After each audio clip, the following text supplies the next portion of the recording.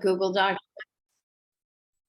Okay, so is it okay with you? We just put it on record and that way the other members can see it later. No, that's fine. Awesome. So our agenda that Kate nicely sent out for today is just an update. And divide tax, I guess, which I have to admit I did both of these ones. So I just saw that in the last one. Ooh. In the last meeting, we were talking about having 2 miniature teams, so one working on ordinance stuff and one working on outreach and like the workshop. And I know I thought we divided into groups, but I couldn't remember who was doing what. Okay, I don't know if there's been any progress, but. Yeah, there's not, so- then we can- so we're just gonna do kind of another business first, Diana, that's okay, but I'll just let you know who we all are. I'm Barbara McMillan, Conservation Commission Chair and member of this subcommittee, and then we have with Diana. Yeah. Hey, Diana, I'm Lynn Vaccaro. I'm a member of the Conservation Commission here in Portsmouth.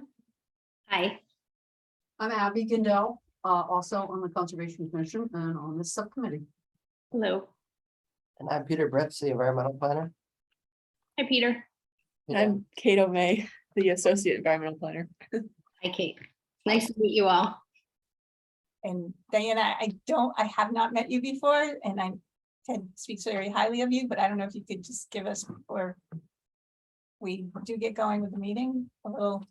Oh, just an introduction. Sure. I live in Dover. I worked with the city of Dover on their organic land management policy several years ago. And I, worked with a community group to do that. And I run a national nonprofit that helps other people to advocate for organic land care. I'm an accredited organic land care professional. I really enjoy gardening, and this is interesting to me, and I'm glad to be a part of it. Great, thank you.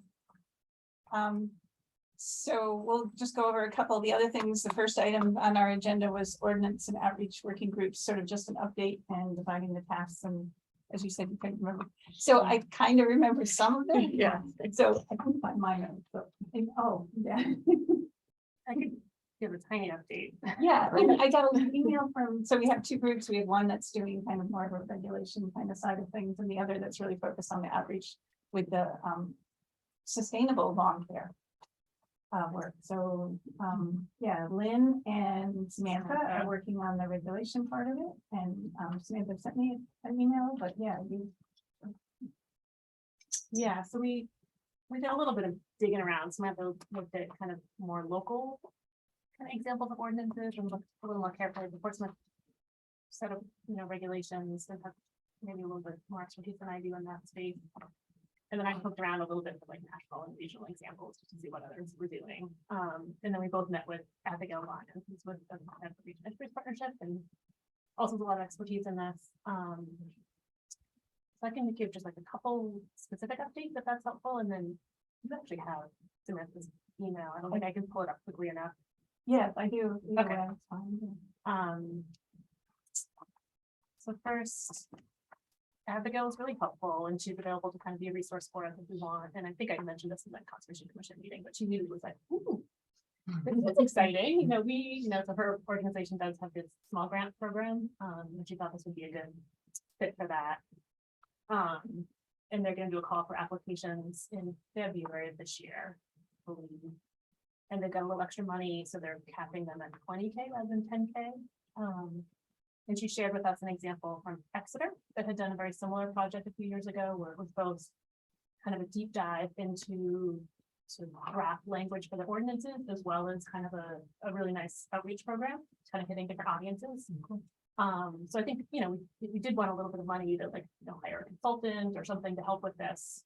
We could kind of package some of these ideas that we have here around outreach, as well as maybe look at the ordinances.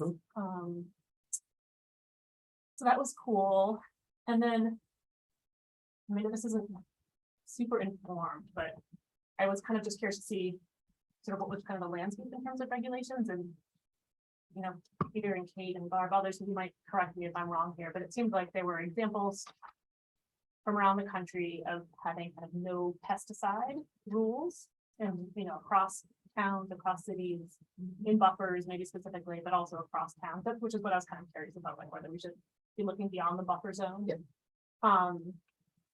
I also found examples of like phosphorus bans. So the town I came from had like a total phosphorus ban, so they got all the fertilizers in the stores were like nitrogen and potassium, but no phosphorus, they really were able to do that. I didn't find any examples of doing like the no nitrogen, which was kind of what I was wondering Right, about. yeah, because phosphorus is a bigger problem, right? Yeah, and a lot of like in Ann Arbor, in the Midwest, places in the Midwest, they've justified it, saying that, the soil already have enough phosphorus in most cases, and then there's always, loopholes. so- If you test it and you find you're phosphorus deficient, then you can do it. Or if you're a commercial applicator, or if you're a golf course, they always have like a few, exceptions to the Yes. rule. And it seemed like with nitrogen, it was more about like slow release or maybe organic. Mhm. Well, I didn't see a lot of like organic fertilizer What would be, specifics. how would organic nitrogen be different than regular nitrogen? In terms of like the ecological impact. Yeah, Yeah, I'm not totally sure. Dan actually maybe could answer that better. Yeah, I was actually gonna, Yeah. please do. if you wanted to ask me about that.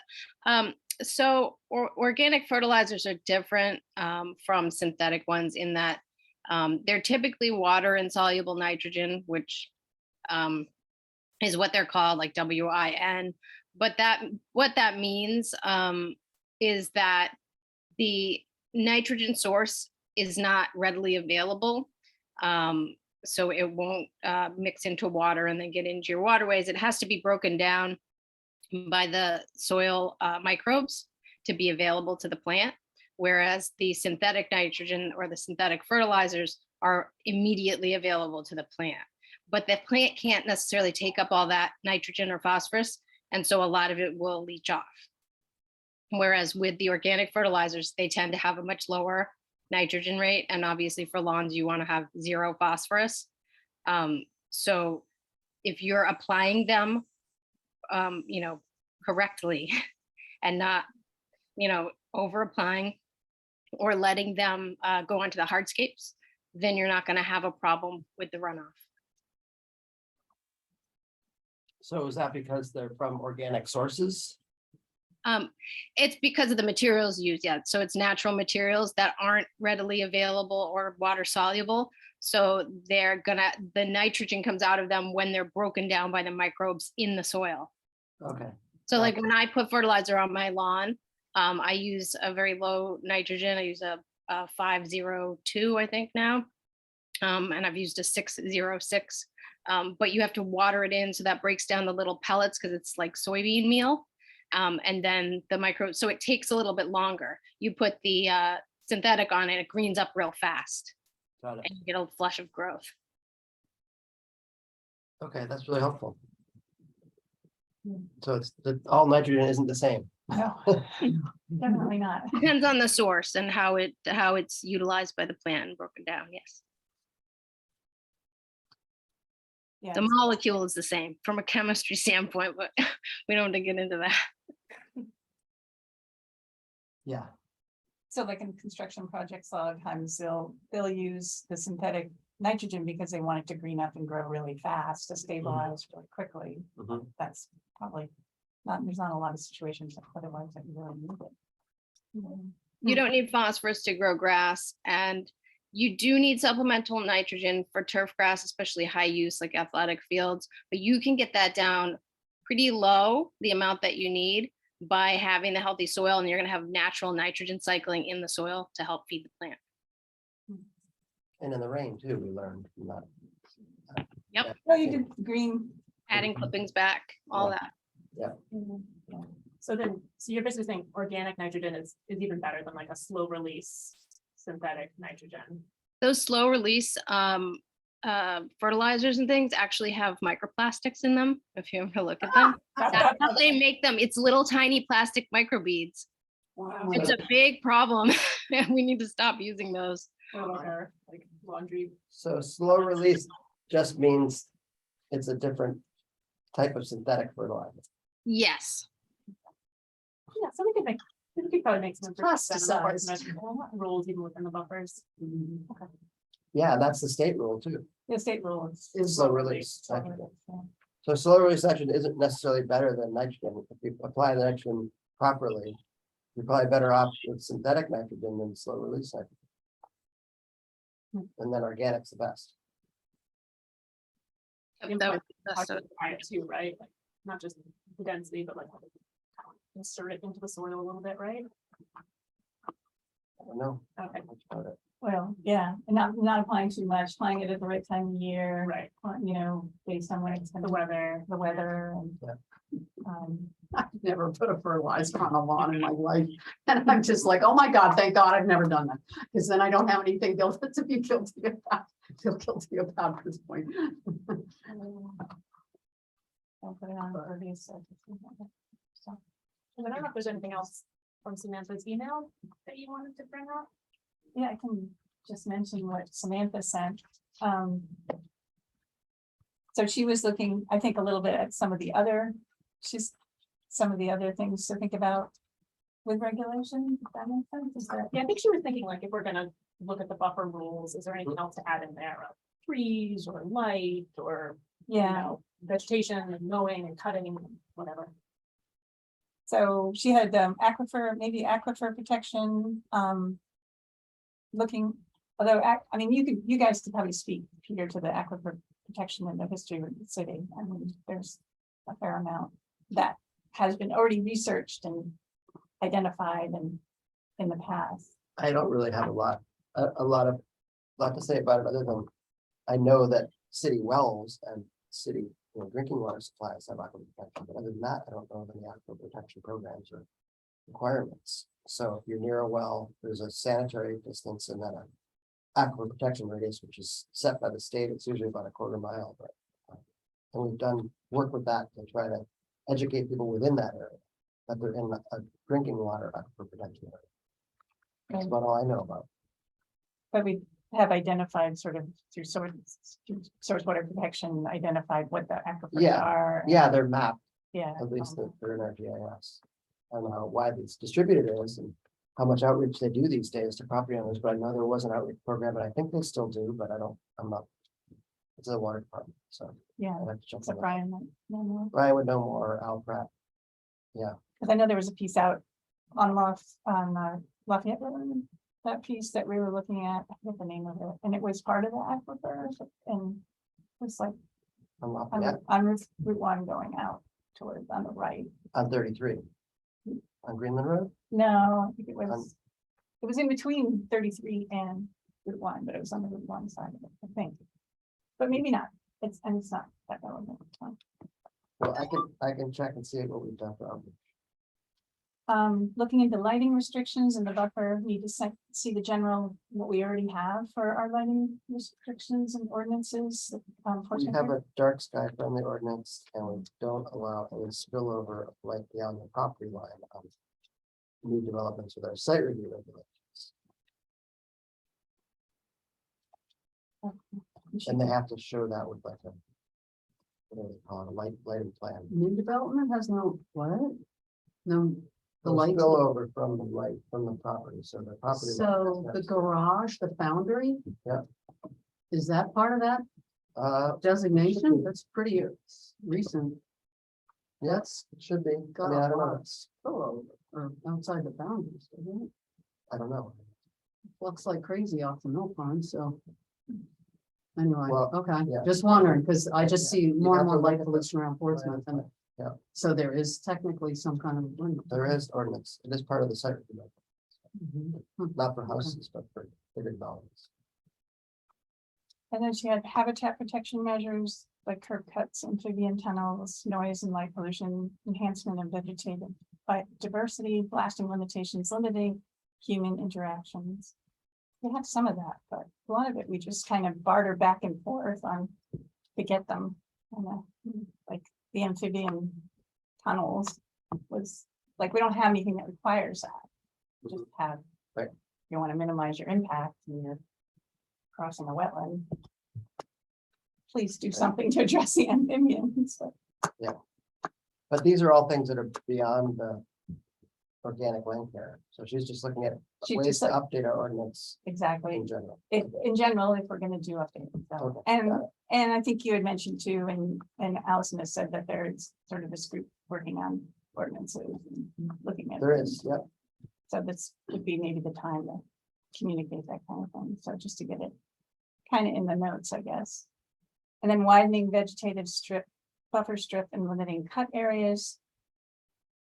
Tree cutting and replanting of trees, snow removal management and requiring NOFA standards, which is where we started with this. Mhm. Yeah.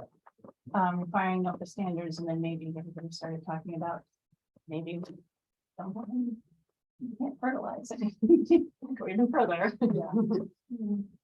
So what would be the next steps, do you think? There more, We could try to probably be a tiny bit more organized and information, I suppose. I mean, I personally love the idea of getting, with the grant support to do something like that. I don't know what you think, Peter, whether like bringing in some sort of a planning consultant to help.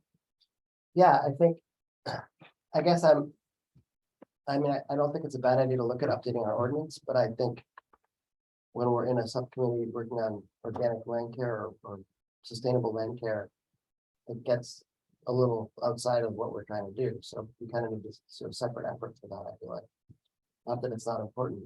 I just feel like we have to, how do you keep organized if you're gonna keep expanding, talking about different things?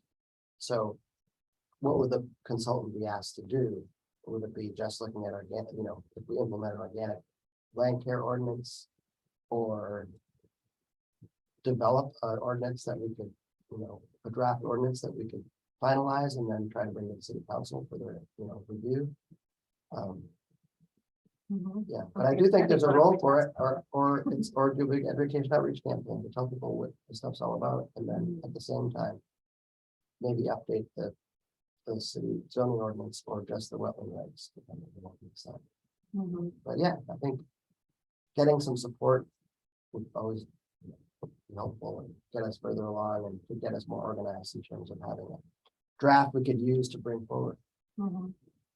Yeah. I mean, I agree, it might feel like a little disjointed, but it could be helpful too, right? Because we're also like just building public support. For these practices as well as actually ordinance change at the same time. I don't know, I guess I feel Yeah. like those are two different things. Okay. I feel like this, if you want to focus on sustainable land care, that's a big thing to bite off. It could be one thing that you do to update the ordinance. You could say, we've done all this work on sustainable land care. Here's what we think we do on that. And then we went through and we looked at, our tree regulations and this, what we think we should do with that. And we went through and looked at, and so I feel like all those things kind of need some time. And a consultant could organize that, but you just have to decide, but, for the grant. for the grant. And what would be helpful for boards, so like, I think. Guidance here on this. Well, it all would be helpful. I mean, it's yeah. just whether, you're gonna, how far you're gonna get with it. There's a lot of people trying to update ordinances right now. So we're gonna have to get in line in a sense on that, but Yeah. that's, it could be something that we talk to the land use committee about and get support for the grant application so that they know we're working on it. And then work on it and then come back to them with it and show where we're at, what the recommendations are. And see where the council takes it, the planning board takes it, because it would go through it would go to the city council, they'd refer it to the land use committee, the land use committee would sort of chew on it and make recommendations, and then it would go to the council, then to the planning board, really. They'd review it, and then ultimately the council has to approve it. And usually the council approves it after the planning board reviews it. Okay, and the land use committee is, it's like a staff thing or another volunteer? Staff and city councilor, so Beth Moreau, Councilor Moreau set it up with this new council. With the intent really to start looking at housing. That was the first thing they wanted to look at, but I think they've got zoning ordinance updates they're already working on. There's a height in downtown that somehow jumped ahead, but I think housing is still in the mix. And there's other people, a lot of, there's climate action stuff the sustainability committee wants to do. Yeah, There's other stuff other committees want to do, sure. So, so when you say that there's, So that's the Momentum. queue you're talking about. like the Just whole new other- ordinances or housing and a whole suite of things. Okay. well, this is just for land use, those are zoning ordinances, yeah. But you need to think about, and that's what the consultant could help, if we're gonna adopt something citywide, does it go into the zoning ordinance, or does it go into a city like regulation? that is separate from zoning. You know, how does that work? And that's something where, it's That's also, a good, yeah, good question. where does it fit? After you figure out what you want, then how do you get there? Mhm. That's why I feel like it's, you know, it makes sense to try and tackle one topic, because you're gonna have that process to move forward. It's not so big, but No, it makes sense to me. there's always good changes we can put in the zone, the wetland flags too. So. Mhm. So this doesn't compete with anything that you're thinking of doing, guys, with In terms of Abigail's. grant applications, no, we're working on a grant application to update our wetland, citywide wetland map.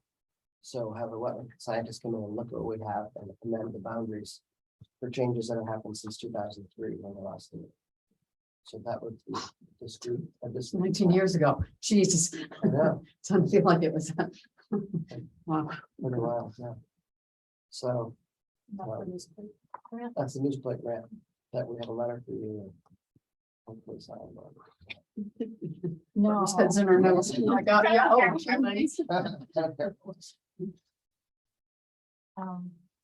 Okay, yeah, I mean, I kind of like. I don't disagree with I have been working on this like for a good part of my career. And it was, I worked with other organizations that did like a New England wide research on, what to do about different states looking at bans. Because that was something that the industry was really pushing back on. Yeah. Mhm. Because just how do you come up with, just even in labeling them, but other recommendations to go in a bag of fertilizer and stuff. So, I mean, it's a huge endeavor, but at the same time, I don't have a problem with like having our outreach be sort of a end goal is to, eliminate the use of pesticides and fertilizers in Portsmouth and Yeah, how would that look? I mean, when you think about other communities, and maybe Diana, you know more about this too, is there communities that actually ban it from being sold, or is it just the application? So it depends on what state you live in. So if you live in Maine, you can get an ordinance in your municipality where you can restrict pesticides. I think fertilizers can be restricted in states without preemption or with preemption laws, sorry, because New Hampshire has preemption laws that mean that we can't regulate pesticide use on private property. So that's why the city of Portsmouth has a voluntary policy where they, police themselves. So on city property, you use organic land care practices. Same thing with Dover. Can't regulate the public? There's no enabling legislation for it or something? Not for pesticides. I think that you can for fertilizers. You would have to double check on that. Okay, because the state does it with their wetlands regulations, right, the buffers, so. I'm guessing you can. but maybe only in wetlands. And I think you can regulate the sidewalk strips. So, what people call the hell strip, in the sort of in the right of way Mhm. area on the street. That I think you can regulate. Because it's in municipal land or something? Yeah, I think it's because it's public and technically belongs to the city. So I think there's like a kind of a strange gray area there. I remember reading about that. Well, I think we started going down this road, I think. Peter, because you were like, well, because I was saying you want NOFA standards to our applicants who come. Yeah. But can we just formalize that? So maybe we should go back to that as being our goal. It's just looking at the buffers and just adding in some of this sustainable land care language, Right. or at least thinking about it, doing some of the analyses to help us be more strategic about that.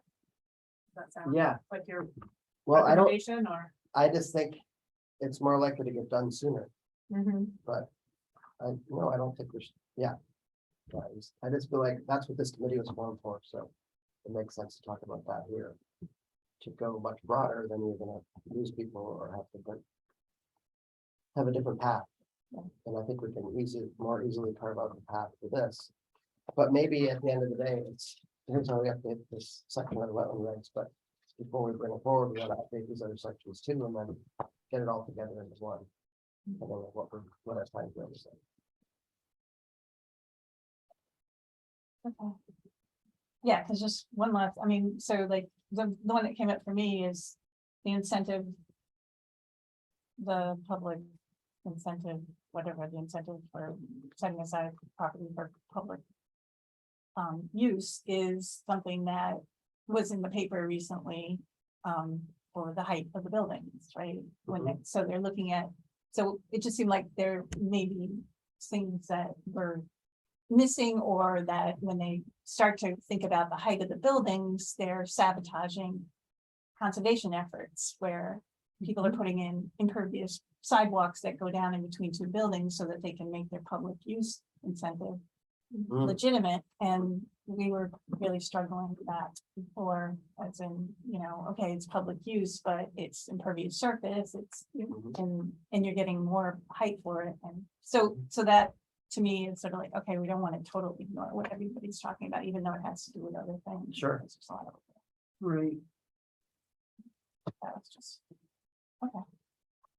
Right, so if I heard Diana correctly, it was the state of New Hampshire does not allow municipalities to restrict the private citizens from doing what they want in terms of pesticides, right? Is that, did I get that? Yes, correct? yes, Okay. you did. So that's why it's only on pub, so. Okay, yeah. All right, just want to make sure. but if they hire somebody, that person has to be at least registered or licensed. Yes. for their property. Oh, that was my question. What about commercial? Do commercial properties count? That counts, and it's not just residents, right? It would be like any. That counts as private corporation, property. Private. Any corporation or anything like that, okay. But the question's still there about the wetland buffers. Because the state regulates it. In wetlands and wetland buffers, and we do too, Fertilizer. and pesticides. We don't allow pesticides in the buffer. It's in our ordinance, Okay. pesticides and fertilizer, Okay. so.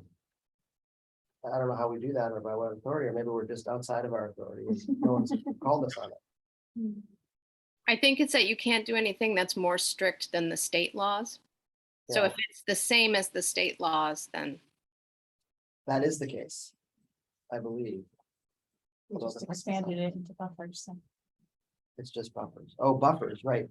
But the state has been in buffers in some areas, like Sure. tidal and prime wetlands and vernal pools. We can ask about that part. Yeah. Okay. Well, I think another action item that came out of our last meeting was that. We volunteered to do it, to like, think about like kind of distilled summary that we could give to applicants about what the rules are. Look Oh, at my here. God. Oh my God. A Yes, plus. that is the third item on our agenda. Okay, cool, sorry, I didn't mean to Yeah. jump ahead, But- but we'll get there. Yeah, at least that will be like a stepping stone if we decide to adopt NOFA in the ordinance. So at least they can start getting used to what these are. if Yeah, They're not already. totally. So, or they knew about it. That's probably enough from. Committee, subcommittee, Thank you very much. So Diana, since you're here, why don't we have you sort of present what you have done on the outreach part of it, I guess, because Ted mentioned website work and. I don't know if you- sure. Well, I had a meeting with your IT director, Alan Brady. I don't know, I know he's the IT guy, but that's not a very formal title. But he and I had a good conversation, just discussing, I want to be able to share screen so I can show you what I drew up. We'll let you. I think you have to go to her name. Oh, Up the three dots up there in the upper corner. Make co-host. oh. All right. Did that work for you? Did, yes. Minimize that, so you get rid of- oh, yeah, It'll- did it automatically? should pop up. So we talked about what it would look like on the website, and he mentioned the stormwater page.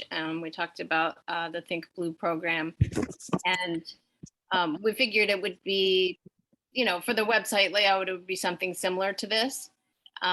We also thought that Think Green might be a nice name, catchy short name for it, being the land portion of this sort of thing, a complementary program. So, I talked to our water, the person who did the Think Blue, Brian Getz, the person about it. He's a little concerned about that.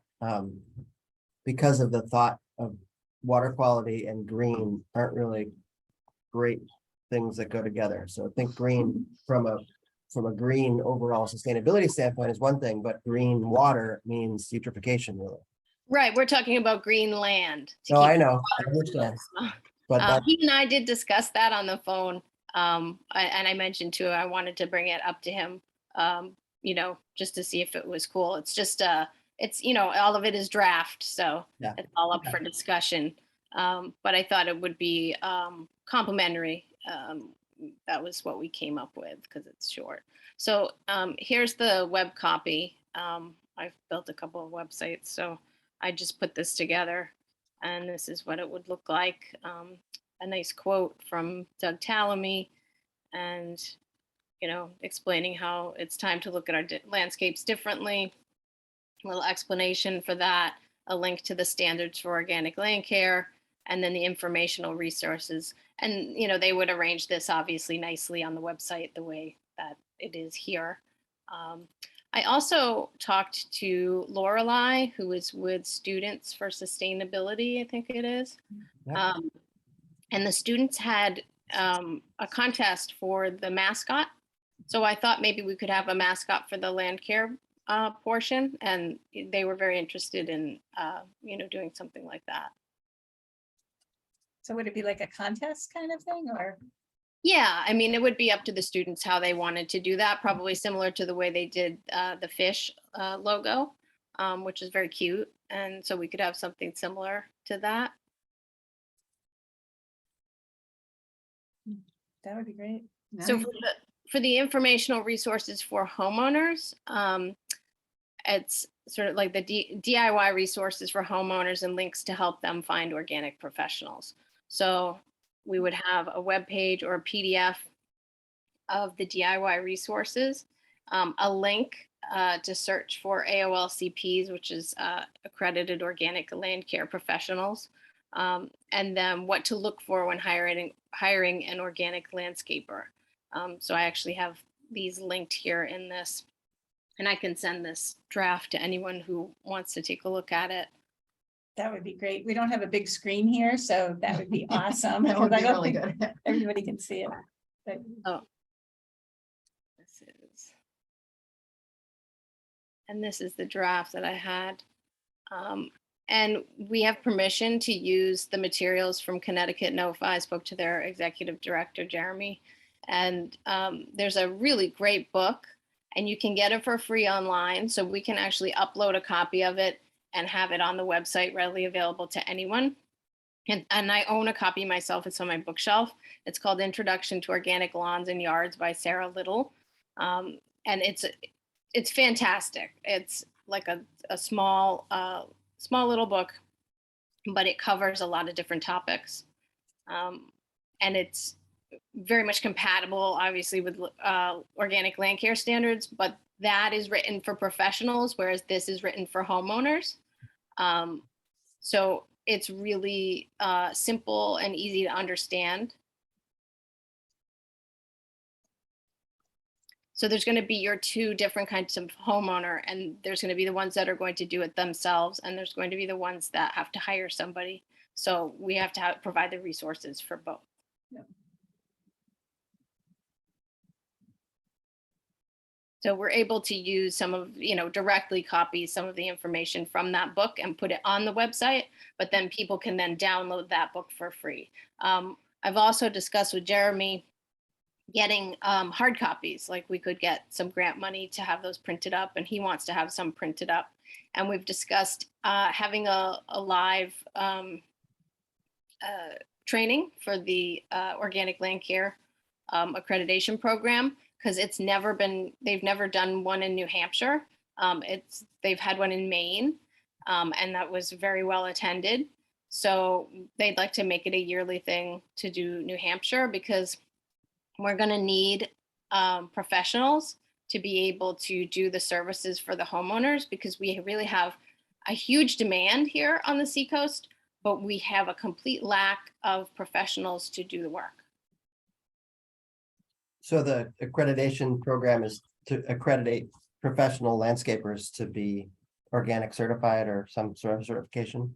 Yep, so it AOLC? would be, yes, they would be accredited. So that's the AOLCP, that's what that stands for. Yep. And they take the course and they take a test, and it's something that you need to keep up with. And there is, some people will periodically be audited just to make sure that they're doing what they say. And there is accountability if you just go and take the course and then you're just greenwashing your business and pretending to be organic, but using synthetics, they will remove your accreditation from you. Well, I had a question about that. So like if you are trained in green building and you have like a LEED certification, but your client doesn't want to build a LEED building, you're still going to be their architect and you're not going to lose your LEED accreditation. But you're saying that if you're accredited in this AOLCP, then you are making a commitment that you'll only do that methodology? No, so you can have a split business. So Okay. you can do organic services for a client, and it's all spelled out in the standards. It's actually in the beginning of it, if you look at the standards, and they give you all the details. But we completely understand that, not everyone, some people have, and there's nothing wrong with doing it that way if you want to, but not everybody has the ability to flip their entire business to an organic model if it's something they've never done before. So they offer organic services and they offer conventional services at the same time, and that's okay. But there's rules around that and how you can do it, and you have to be upfront with your client and make sure that you tell them when you're using organic, and if you're doing a rescue treatment and you have to use a synthetic, something like that. So So it's as all long as spelled you're out. clear, as long as you're clear about it, then you're okay with the accreditation. You're saying that you just don't want people out there greenwashing, or they don't want people out there greenwashing. Right, they have to be upfront and transparent about what they're using, what's organic and what's not organic, and what services people are getting, that sort of thing.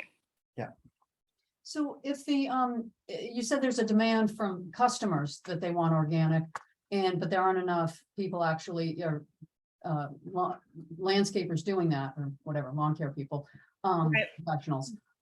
Do you know if there's, is there a desire among the companies to learn this stuff and provide this? I mean, if it's in demand, then they would probably want to supply this to customers, but why aren't they doing it already? Is it just because accreditation, it's not easy in New Hampshire, or do you have any info on that? Well, they're human, and like all humans, they don't like to change.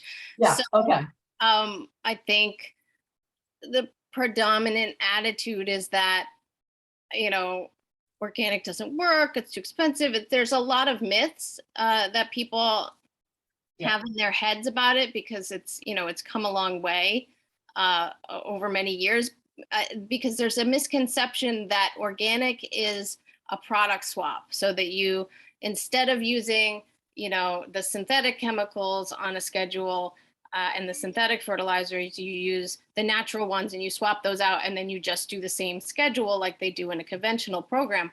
But it's a different way of thinking. And so some people, like I said, are resistant to change and don't necessarily want to do that.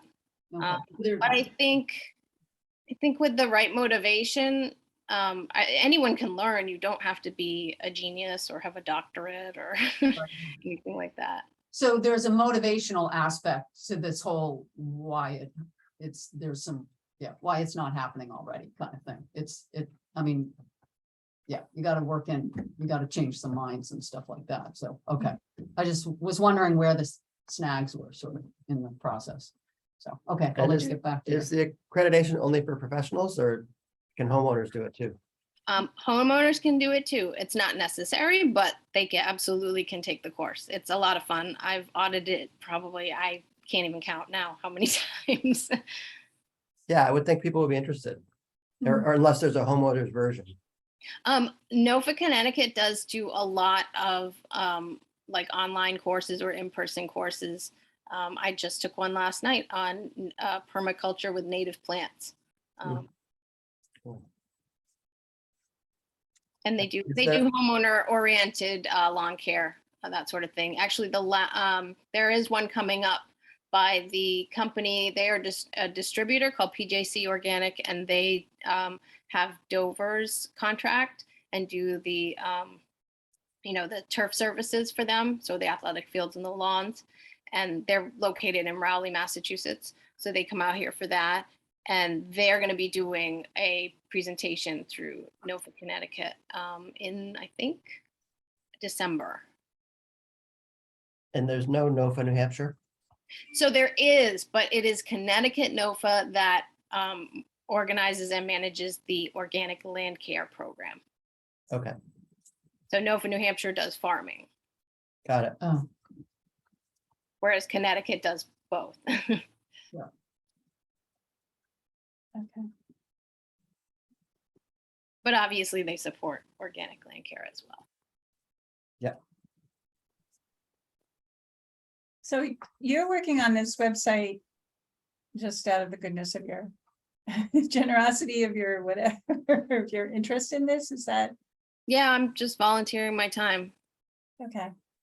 And it, is there, so there, I didn't catch how you said Dover's. What's happening in Dover, but is this on their website now, some version of this? Dover has not put together a public education campaign necessarily. I know they've worked on a few things, and I've been in meetings that it's been discussed. They did host Chip Osborne, who is one of the authors of the NOFA standards, and City of Portsmouth has worked with him. He's very well known, and he came to Dover and did a homeowner presentation, and that was recorded, and the city shares that on their website, and they'll share it on social media at the in the springtime usually.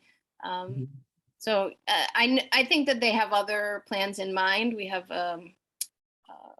Gretchen Young, who is, I can't remember her title now, but she's, I think, our environmental projects manager. Yeah. And so she was working on some things and getting together informational materials to share in our Dover download. That's the email that goes out every Friday. And Dover, you said Dover has adopted organic land management for the city operations, but not necessarily adopted it in their regulations for homeowners? Right, because they can't. Just the state of New Hampshire has the preemption laws, so they're unable to regulate pesticides on private property. But they have a city policy.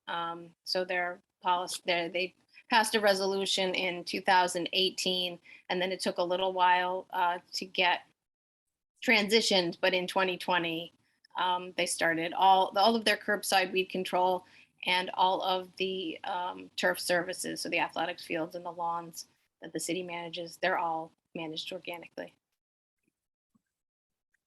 They're still using the steamer? They still have it. Yep. They tried that out. What they did was they bought the small steamer, and then they tried to put it on a vehicle so they could drive it along the curb lines to kill the weeds. So it worked, but it took too many man hours. So they got behind with it. They do hire a vendor now, and I know they still use the steam weeder, and you can use it for other things as well, because we have a lot of brick sidewalks. So it's good for that and just other general areas that need weeding. But for the curbside weed control, they have a vendor. I think it's Municipal Pest Management, and they're doing a sweep program. And I have details up on my website, and I could send that as well later. But that is using an organic herbicide called Final Sand, but they're also incorporating, sealing of cracks and the cleaning of the curb lines and the crevices and things. So it's like a whole comprehensive approach that they're doing, and it's going well. That's the report back. Okay. So we have other questions? Not right now. So I know you can't really see it. So is it possible for you to, if she sends it to you, one of you guys? Yeah, and we then can set it out. Could you send it out to everybody? It's Yeah. not like a form thing. No, it'll be meeting notes. Okay, and there'll be an And the attachment meeting was, or a link. meeting was published, and so, Yeah. yeah, we're good. Okay. Just don't, write back and say, let's change this, or let's change. Right, so do you want, how do you want us to do this? Do you want us to review it and then give you feedback individually, or come to the next meeting, which will be public next one of these subcommittee meetings and talk about it more, or? Whatever you think would be the most convenient and streamlined. I think the committee should talk about it, and see what they want to do and make a recommendation to the whole commission, probably, Okay, so maybe at the next meeting, if we're ready, we, or our next meeting here. yeah. Yeah, this next yeah, meeting. after we have a chance to review it, yeah. Okay, and then we all discuss comments with Diana and. Or just, Jason. yeah. however Among we do it. ourselves I mean, or it seems like something, we'll have and then- enough to review that, and then we can talk about what we like and don't like, and what we want to do with it, and all that. And is there a place for this to live already on the Portsmouth website? I don't think so, no, I think that's what we'd have to talk about. Like is where- What we want to do, what we can do, that kind of thing. I mean, if we can put something on the board, so that we have to figure out how we're gonna put it there. It sounds like we have to be careful about how we put it there if we can't restrict people, so we would be like advisory, and how would we coach that, and would it fit through Public Works and what they do? To me, it seems like a logical connection to the fact that the city does organic land care. Here's what you can do at your home, kind of thing, maybe. It works there, but it could be the Conservation Commission page where they want to do it as, or it could be both. I would say I both, would because go both, if yeah. I were thinking lawn care, I wouldn't go to Public Works in my own mind. Mhm. Just, that's not, I don't think I go to the Conservation most- Commission either. but- yeah, I don't think so either. We have to So figure I that don't know out. if there'd be Well, even that's what we just have a to talk broader about. link on the city website of, just one little link or something that guides it to wherever it's going to. I mean, the more links, the better, on different pages, I think. But anyway, that's just my 2 cents, because it's, the city website I find is sometimes, not very institutional, if that's a word, I don't know. Sometimes I feel like, oh, Jesus, how deep do I have to go just to, like find the agenda for one of our meetings?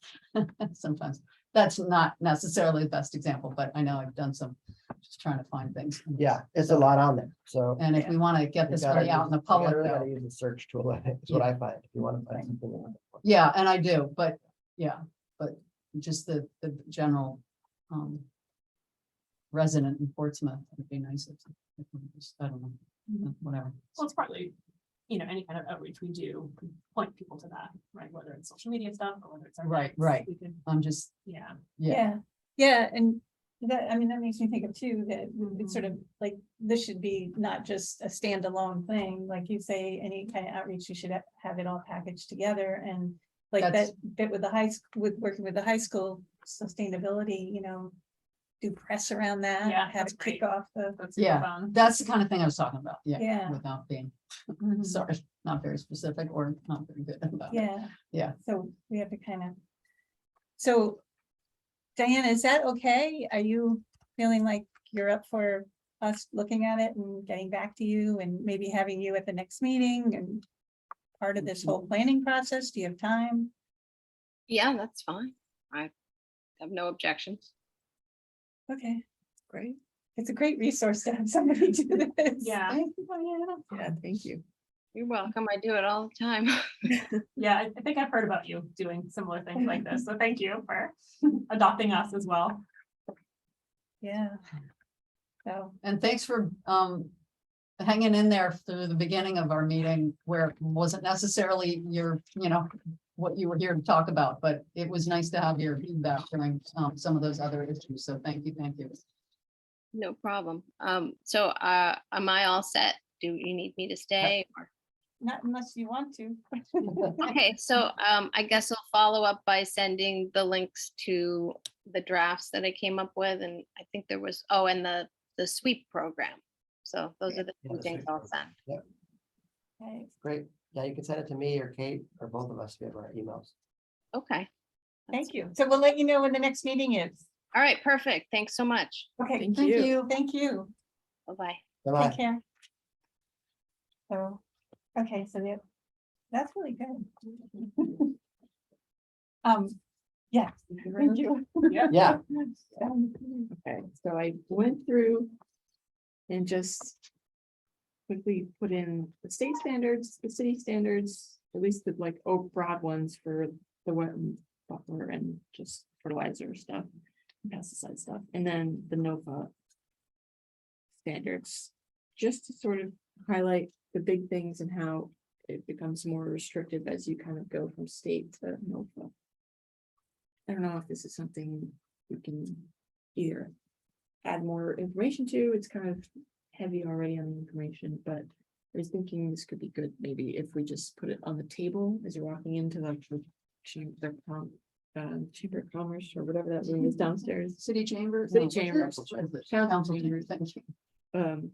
On the table where the agendas are every time we have a meeting, or if we can hand it out to anybody who we say should have no stipulations. yeah, we also gotta we haven't talked to anybody, you know, above us about it. So we have to Right, so get to get clearance- permission. Okay. Clearance on what we do with it, This but is just a draft, so if anybody has any but it would be. ideas, Thought is, yeah. Hand out like at meetings and stuff too. it could be at meetings too, yeah, sure. And put it on the website. Yeah, and one of the things that we're putting in our grant application to remap the wetlands is to send out, do an outreach, like a meeting. Talk about wetlands and because there's a big, they want outreach in the grant application. But we've been wanting to do that, and we thought we could send that information out to people that live in the wetland buffer at least. So I don't know if this would go with that, but potentially it could be something like that. Oh my gosh, yeah. Great, cool. That would be really good. That's the first thing, is like, do I live in a wetland property or? Mhm, right. Because I remember the letter that you did ages ago, it's really good. Yeah, I think we've done that twice, but it's been few and far between, not enough. But it's, yeah, to send out something like that, it's a couple $1,000, I think. So, yeah, there's that. Yeah, I think so. I think that's what it ended up. And we're done. But we had some grant money, so that's,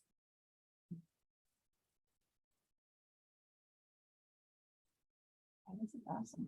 So can we kind of do the same thing, Kate? You want to send it out to everyone? Yeah, I can send out the virtual version and we can just kind of spitball what's wrong with it, or if you guys want to add anything. All right, so. I have a question, sorry for you guys. Because you talked about like, we're only supposed to deal with wetland buffers, like that's what we're supposed, and yet it says here, and it says on the website, it's like, it is charged by statute with the protection and proper utilization of the natural resources of the city. To me, that is much more than wetlands, so I'm confused as to why we are restricted in ways, and yet it says that we're actually, I mean, why do we have a limited focus on just the 100 foot, but and not the 250 or whatever else? I mean, because it's all, I mean. but we have an so- ordinance that says what you can do in a 100-foot wetland buffer. We have a permit process that includes the conservation commission, so that's why. Right, I got that part. And because that permit process is pretty busy, that's what the commission ends up focusing its time on. If we didn't have many permits, we'd probably spend a lot more time looking at conservation land and open space protection. and other Okay. things. So It's it's really about not that passing. we're not allowed to, or that No. we're being prohibited. Okay, because I mean, sometimes you're when not I allowed to said tell something, people- you'll say, You're oh, not that's allowed out to of our tell people you can- jurisdiction. Yeah, well, you But- can't tell people they can't do something if it's not in your ordinance, so that's important to remember. You know? Right, no, I got So that. And you can say we want to protect that area, but you can't stop someone from doing something that isn't regulated. right, no, I got that, but we can show concern for things that are outside the, you know, and express and maybe, yeah, okay. All right, Just I not just- so much to the applicant necessarily without justification. Right. Yeah, I mean, it kind of singles people out. If they're there for a wetland permit and you're telling them what they can do on the rest of their property, there's the rest of the city that has similar situations and you're just singling them out. Right. So that's probably why it comes up as. Oh, yeah, you know, well, I'm thinking more of like city policy and things, but now I know that the New Hampshire. And I laughed because it's no surprise, the live free or die state is like, yeah, anything goes, and we can trash everything as long as I'm keeping my liberties, so. But that's just a bone I have to pick with New Hampshire. Well, I it's think like- that's a little broad, but, Well, it's Yeah. sort of like, Yeah. my liberties are protected, but your liberties are not, because what I'm doing is polluting your land, but it doesn't seem to matter, because I can pollute my own land, and I'm gonna live by that sort, you know what I mean? Whether it's light pollution, noise pollution, whatever, I don't know. Anyway, I think New Hampshire goes a little crazy on that.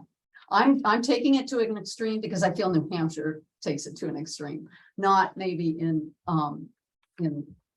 well, somewhat legally, every state. but also. Every state has regulations, they're all different. Right, And some states have very few, and some states have more. right.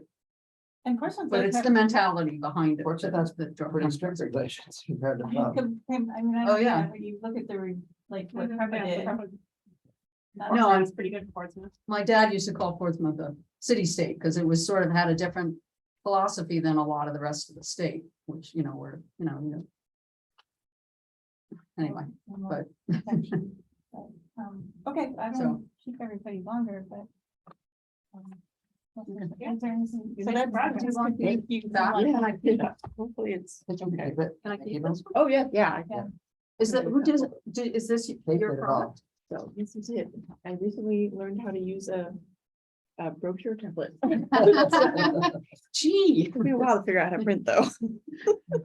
But I yeah, like the photo of the Prescott Park on the front, that's great. Yeah, I was gonna say, that's a good idea, I because was trying it's, to find more wetland photos, but there aren't much that the city is taking pictures of that I could use. because if people Yeah, want ready. formal gardens and they don't want something that, like anyway. It's proof that you can do a formal garden with organic lawn care, whereas a lot of people, if they're doing more native planting and lower, like no lawn, then they think, oh, it's just gonna be messy. But this, I think that's a good illustration that you can have something formal and still. Good. And it's clearly So- a buffer. Yes. We love that. Proof positive right there. Yeah. Great. So nicely done. Okay, so for next steps for the grant, do we need to do anything? Well, there's For the Peter's prep- even the more prep time, grant? right? The prep thing is It's February. February. But I think we It's can keep prep, refining. it's not a prep, is it a PREPA grant or just prep? PREPA was the sort of survey of everybody's Yeah. regulations, is what I understand. Right, well, I think it's just small grants that are designed to support towns and taking the next step Okay, with so, their proper, oh, okay, so they're keeping the. expectations or whatever the proper goals. Yeah, that's great that they're doing grants. That was a thing when I was a chairman of their advisory committee for a while. And they had grants that they would give out, and then they stopped. And part of it was budget constraints and part of it was they hired too many people or something. I don't know what it was, but it was always like, why aren't you giving grants to municipalities? That's where you're gonna get stuff done. Give them money. They don't have any money. Yeah. And so I'm glad to You hear, have glad those now. to hear they're doing that. You're getting, Yeah. some infrastructure funding. I Yeah. think. So Me? she's not, who's the head of prep now? Oh, it's- Who? Colin? um, Colin? Yeah. I was surprised. And I guess Faye